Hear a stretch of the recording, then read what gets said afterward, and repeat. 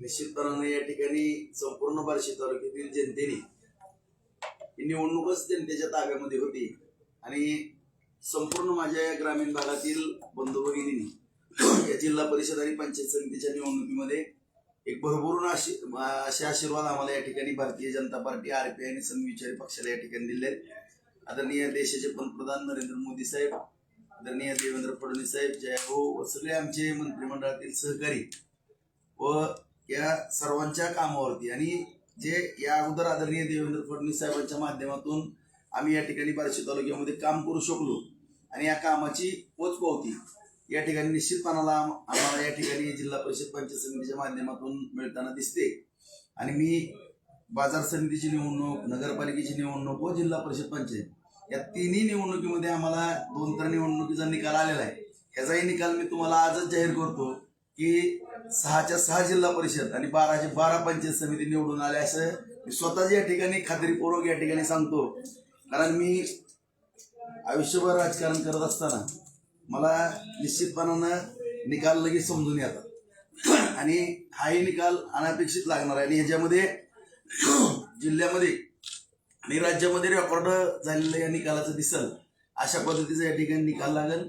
कारण आपल्यालाही माहिती आहे की विधानसभेच्या निवडणुकीमध्ये मी चांगलं काम केलेलं होतं आदरणीय फडणवीस साहेबांच्या मार्गदर्शनाखाली, परंतु दुर्दैवानं मला फक्त वेळ थोडा जनतेमध्ये फिरण्याकरता कमी मिळाला। कारण एवढा निधी बार्शी तालुक्याला मिळत होता की मी जर थोडं इकडे बार्शीमध्ये फिरत राहिलो असतो तर मुंबईचे हेलपाटे कमी झाले असते आणि तालुक्याचं फार मोठं नुकसान झालं असतं, हजारो कोटीचं नुकसान झालं असतं। त्यामुळं मी कधी नाही हा निधी आपल्या तालुक्याला येतोय, अर्थकारण वाढतं या दृष्टिकोनातून मी मुंबईला जास्त थोडं थांबावं लागलं मला आणि माझ्या पश्चात या ठिकाणी माझ्याबद्दल अफवा उठवणं, निगेटिव्ह पसरवणं अशा गोष्टी विधानसभेमध्ये झाल्या। आणि नंतर ज्यावेळेस 15 महिने झालं सगळी बार्शीतील परिस्थिती सर्व माझ्या जनतेने पाहिली, शहरवासियांनी, ग्रामीण भागातील जनतेने, सर्वांनी, तर सगळ्यांच्या लक्षात आलं की राजभाऊची कुठलीही चूक नव्हती।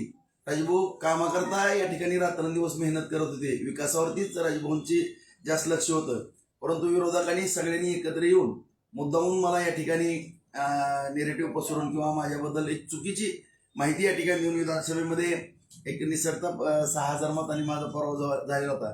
परंतु या गोष्टी जनतेच्या पूर्ण सगळं काही गोष्टी आता शेवटी खरं ते खरं, खोटं ते खोटं सगळ्यांच्या समोर येते आणि जनतेच्या कोर्टात ज्यावेळेस हा विषय गेला त्यावेळेस असा निकाल जनतेनं दिला आहे की आज बाजार समिती, नगरपालिका आणि जिल्हा परिषदेच्या 6 जागा आणि 12 अशा जर रेकॉर्ड ब्रेक मताने येणार आहेत ना, आपण म्हणजे आश्चर्य मला सुद्धा वाटलं असा निकाल या ठिकाणी मला अपेक्षित आहे। एकनाथ भाऊने कोंडी फोडली असं वाटतं का तुम्हाला? म्हणजे शिंदे साहेबांची सभा आणि अजितदादांचं निधन याचा काही परिणाम होऊ शकतो? मला ही दोन्ही नेते आदरणीय दादा सुद्धा माझ्यावरती फार प्रेम करत होते।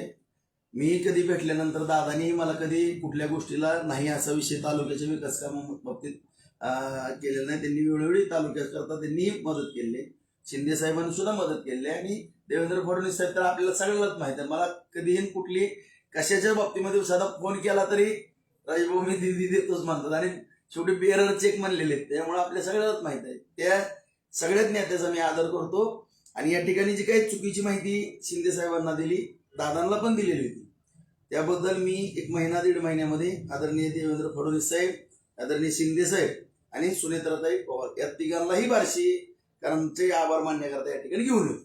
विरोधकांनी आज असं म्हटलं की बोगस मतदानाच्या आधारे भारतीय जनता पार्टीनं करून घेतलंय, तर त्या संदर्भात आपल्याला काय सांगायचं? काय इथे बोगस मतदान झाले? कोण म्हणलं? काय काय व्हिडिओ व्हायरल केलेले आहेत? आता ते रोडवरचा व्हिडिओ मी पण पाहिला। रोडवर आता रोडवर मतदान असते का? रूम मध्ये असते का रोडवर असते? त्यांनी असं पसरवलं की बाबा विरोधक हे बोगस मतदान करूनच निवडून येतात। आता पळताबोळी थोडी झाल्यानंतर आता आपल्या सगळ्या बार्शीकरांना माहिती आहे। आता मी पण कधी नाही बोललो पण मी बोलतो, एवढे मोठे सगळेच आणले कार्यकर्त्याला वाऱ्यावरती सोडतात, उमेदवाराला वाऱ्यावरती सोडतात, सगळ्या वाटण्या करू करू बाजार समितीला काय 4 पैसे गेले, नगरपालिकेला 4 पैसे गेले म्हणून दोघांनी वाटून घेतले, कार्यकर्त्याला वाऱ्यावरती सोडलं। हे असले उद्योग यांचे कशा पद्धतीनं मला सांगा, सगळे पक्ष एकत्र आणण्याचा प्रयत्न केला, माझ्या विरोधात कट कारस्थाने केली, मला एकटं पाडण्याचा या ठिकाणी प्रयत्न केला, तरी सुद्धा या ठिकाणी जनता माझ्याबरोबर ती राहिली आणि निवडणूकच जनतेनं ताब्यात घेतली होती. मी तुम्हाला सांग, शिंदे साहेबांनी त्यांच्या सभेमध्ये असं म्हटलं की 45,000 कोटी निधी हा लाडक्या बहिणीवर ठेवला जातो. तर आता महायुतीचं सरकार हे राहील का?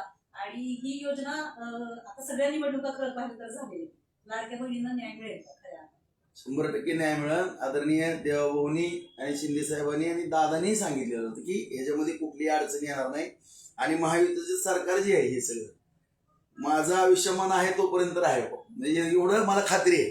कारण आज नरेंद्र मोदी साहेब आहेत, देवेंद्र फडणवीस साहेब आहेत, ही सगळीच माणसं आपण पाहतो की एवढं विकासात्मक काम करतायत. त्यामुळं सगळी जनता, देशातली जनता असेल किंवा राज्यातली, पूर्णपणे भारतीय जनता पार्टीवरती, एनडीएवरती प्रेम करते. अजितदादांनी एक रूप निर्माण केला आघाडीचा, त्या सुनेत्रताई त्याच वाटेनं जातील का बदल करतील? ते काय आपल्याला सांगता येणार नाही त्याचं काही. कारण आघाडीमध्ये त्यांनी आता ते वरच्या लेवलचे विषय, ते माझा विषय नाही.